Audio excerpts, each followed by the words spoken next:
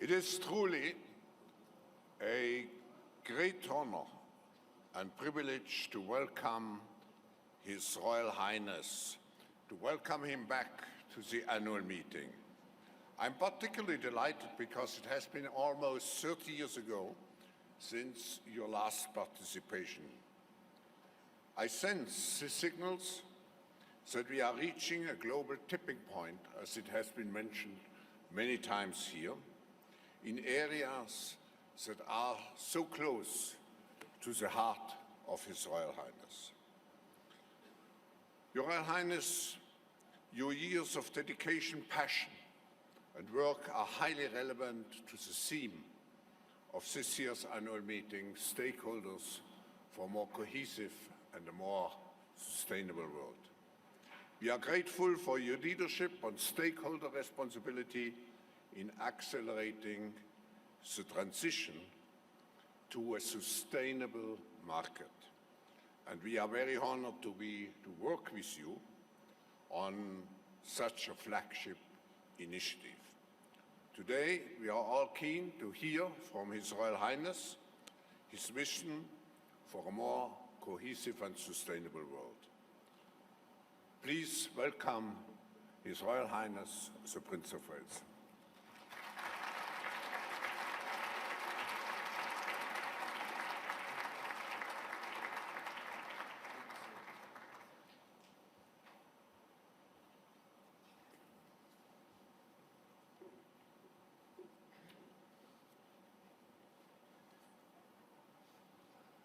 Ladies and gentlemen, I am most touched that Professor Klaus Schwab should have invited me to be with you as we mark the 50th anniversary of the World Economic Forum and its mission to improve the state of the world. It is this mission and the urgent need to shape the next 50 years that has inspired me to be with you here today, after an absence of 30 years, I hate to tell you. Now, ladies and gentlemen, we are in the midst of a crisis that is now, I hope, well understood. Global warming, climate change, and the devastating loss of biodiversity are the greatest threats humanity has ever faced, and one largely of our own creation. Now, I have dedicated much of my life to the restoration of harmony between humanity, nature, and the environment, and to the encouragement of corporate, social, and environmental responsibility. Quite frankly, it has been a bit of an uphill struggle, but now it is time to take it to the next level. In order to secure our future and to prosper, we need to evolve our economic model. Having been engaged in these issues since, I suppose, 1968, when I made my first speech on the environment, and having talked to countless experts across the globe over those decades, I've come to realize that it is not a lack of capital that is holding us back, but rather the way in which we deploy it.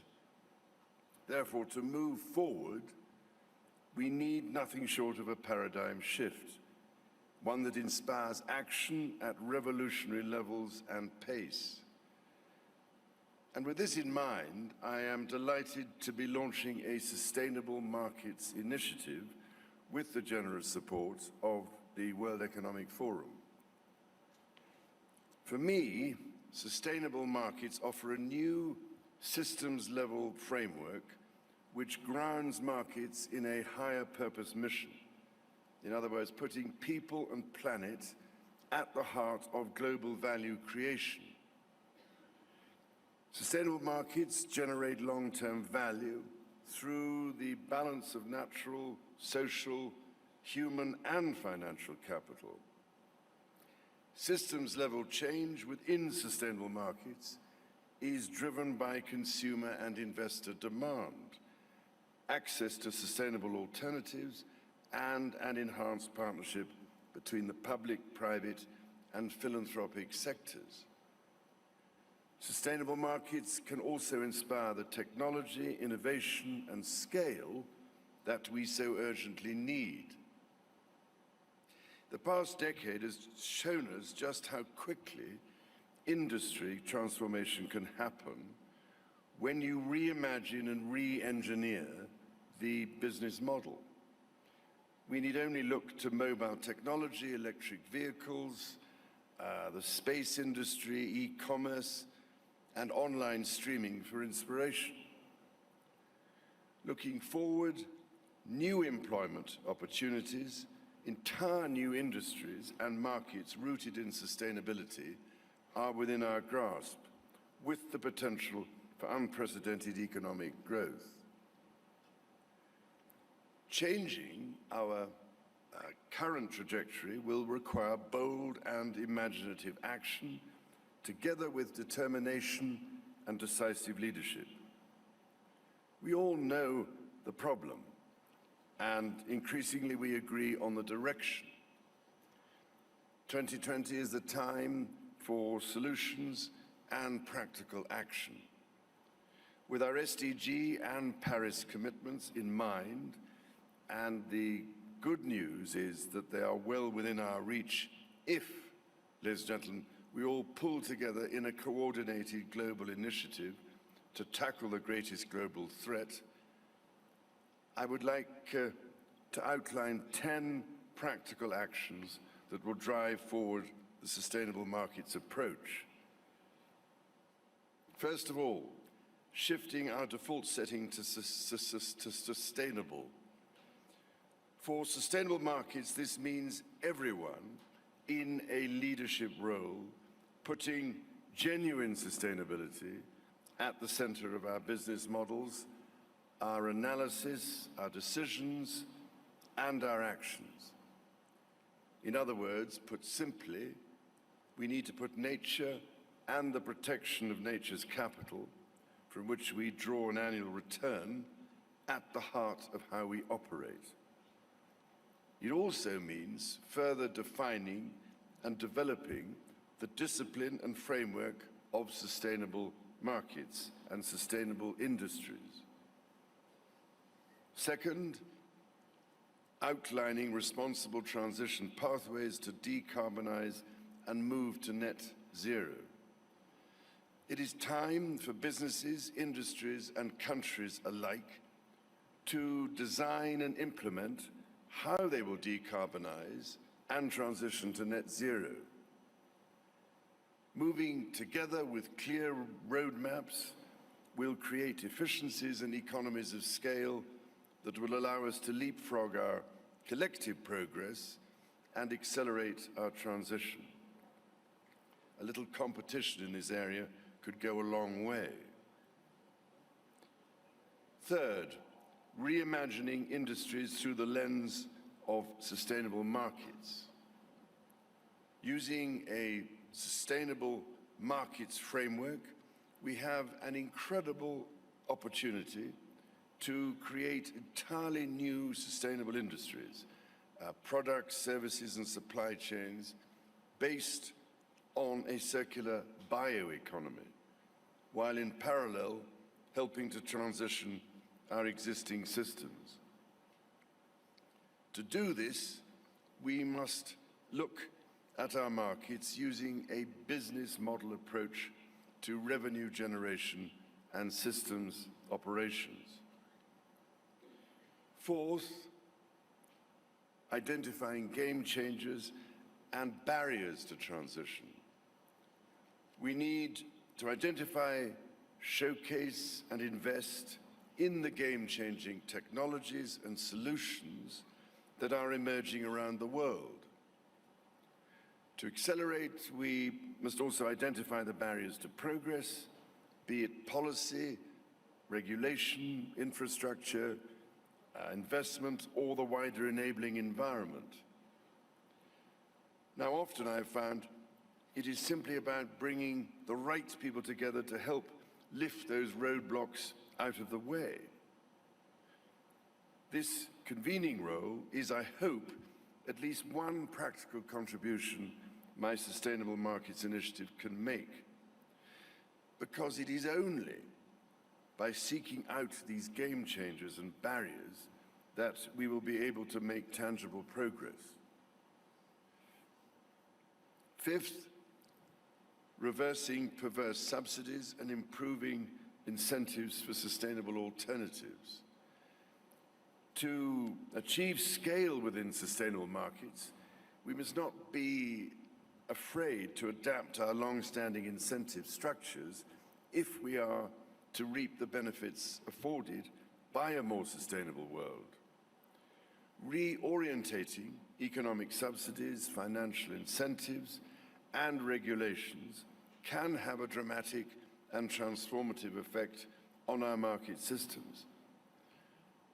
It is time to level the playing field and to think about how we properly deploy taxes, policies, and regulation in a way that catalyzes sustainable markets. For instance, for many years I've tried to encourage the adoption of the polluter pays principle in order to provide the necessary incentives. Public policy, therefore, has a critical role to play. Sixth, investing in STEM, innovation, and R&D. Whether it is AI, where that does not seek to challenge or replace unique human characteristics and intuition, is balanced and avoids the law of unintended consequences, or indeed nuclear fusion, 3D printing, energy storage, electric transportation, carbon capture, renewables, or biotech, we are on the verge of catalytic breakthroughs that will alter our view of what is possible and profitable within the framework of a sustainable future. To move forward, we must acknowledge that sustainability and profitability are no longer mutually exclusive. Effective solutions must ensure that sustainable technologies and alternatives are competitively priced. Seventh, investing in nature as the true engine of our economy. Beyond major innovations and technologies, we must also look to invest in nature-based solutions in sectors like agriculture, forestry, and fisheries. Indeed, for all the resources that we take from the earth. Nature's contribution to the global economy is estimated to be worth more than $125 trillion annually, greater than the entire world's annual GDP, estimated at $85.91 trillion in 2018. Building conservation and nature-based solutions into our asset base and supply chains can therefore offer significant economic growth opportunities for countries and businesses alike, including in areas such as the circular bioeconomy, ecotourism, and green public infrastructure. If, ladies and gentlemen, we valued our natural capital properly, as I've been trying to say for quite a long time, our national and individual balance sheets might look very different indeed. Eighth, adopting common metrics and standards. An increasing number of corporations are adopting ESG methodologies and highlighting their SDG-aligned investments. However, it is time to move to unified metrics and global standards. People want to trust that the goods and services they buy are socially, environmentally, and ethically produced.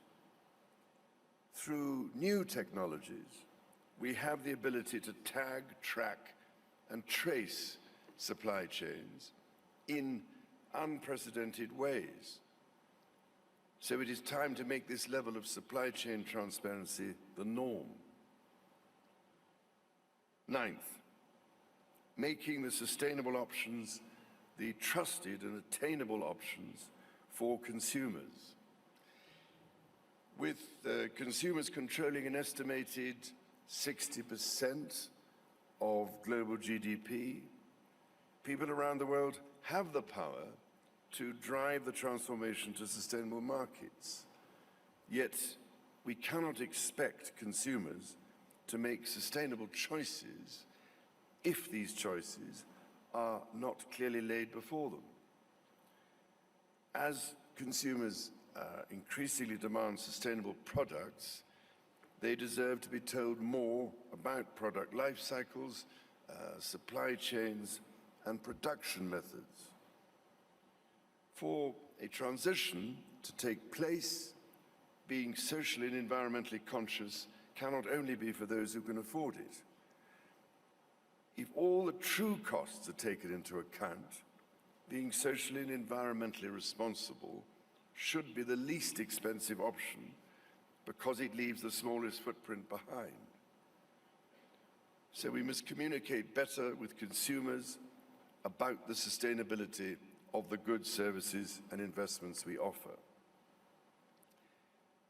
10th, connecting investments to investables using platforms that can rapidly scale solutions.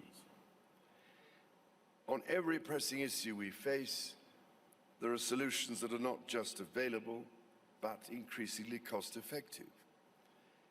At the same time, there are trillions of dollars in sovereign wealth funds, pension funds, insurance and asset portfolios looking for investable and sustainable projects with good long-term value and rates of return. So it is time to align sustainable solutions with funding in a way that can transform the marketplace. This requires not only showcasing high potential investments, but that we reimagine financial analysis, structuring, and models of return. Now, if we all accept that a profitable yet sustainable future is the desired end state, the questions we must ask are, how quickly can we get there, and who are the leaders who will drive us forward? I submit that we are, in fact, far further ahead than we might think, making it critical that we leverage the vital work already underway. I would therefore like to highlight just a few examples to demonstrate that in nearly every industry, we are seeing progress that we can build on. To start with, despite great efforts over the past 35 years, I've found that we could never convince financial and capital markets of the overwhelming need to invest in ways that truly benefit people and planet. Yet in the last 2 or 3 years, we have seen a dramatic increase in sustainable investing. Investment managers have frequently tell me that the demand for these investments far outstrips supply. At the same time, returns on sustainable investments are increasingly outperforming traditional portfolios. In the financial sector, many central banks and financial institutions have committed to integrating climate risk into stress testing, supervision, and disclosure. With this progress, there are now growing calls from financial institutions and companies alike to make disclosure mandatory. In aviation, there are opportunities to develop commercially viable, hydrogen-powered and electric aircraft within the decade. In the interim, many in the industry are ready to adopt sustainable aviation fuel made from waste material that can reduce carbon emissions, starting today. In shipping, the manufacturers of ship engines are proposing it may take 2 to 3 years to build engines that run on green ammonia and methanol made from solar and wind power. These ships could start operations in the middle of the decade and become the norm around 2030. Now, this hasn't all been certified and tested, but if the industry and the regulators make a real effort, we can make it work, creating a real tipping point. In renewable energy, we are witnessing breakthroughs in the cost of solar that have the potential to revolutionize almost every industry. We are rapidly approaching a time when renewable energy will be an order of magnitude cheaper than fossil fuels. In carbon capture and storage, there are a growing number of initiatives that might just buy us vital time as we make our transition to sustainable markets and a net zero economy. In forestry, ladies and gentlemen, we can now transform wood, the most versatile natural material on the planet, into a new generation of wood-based products capable of offering alternatives to plastics, chemicals, textiles, transport, and construction. Increasingly, we are seeing that the bioeconomy has the potential to ignite new industries and fuel sustainable markets, thus providing at last the economic incentive to value the vastly important ecosystem services provided by the immense biodiversity and carbon capture potential of restored and expanded forests, along with huge opportunities in integrated agroforestry systems. When the right sustainable goods and services are developed, proved, and affordable, the choice to adopt them will become obvious. Truly, to seize these opportunities, we need to visualize the future and have the confidence to invest in it. If there is one critical lesson we have to learn from this crisis, it is that nature, ladies and gentlemen, is not a separate asset class.